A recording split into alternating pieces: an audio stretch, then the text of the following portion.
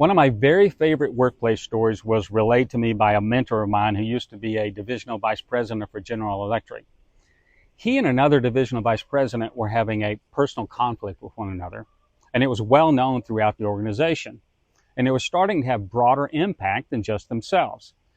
So the regional president scheduled a meeting between these two divisional vice presidents for 8 o'clock on a Saturday morning. And they walk in, and there's a pot of coffee sitting on the conference table with 2 cups. And he says, I want you to resolve your conflict by the time that pot of coffee is done, or I will resolve it in my own way. They looked at each other, nodded, and said, we got the message.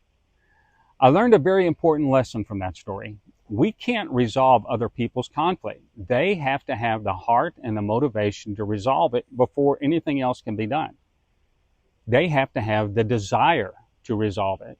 And I used to think, because of my experience and my ultimate wisdom, that I could resolve any conflict. But Romans 12:18 took on a different meaning for me.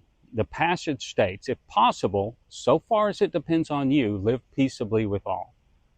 Not all conflict will be resolved.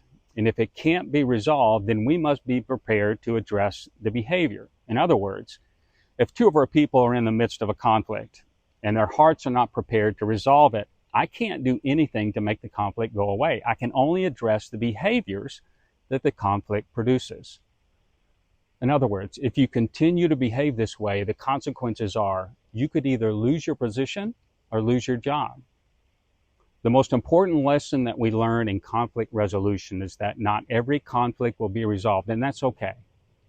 If it can't be, then you have to address the behavior and the ultimate consequences. That's an important lesson.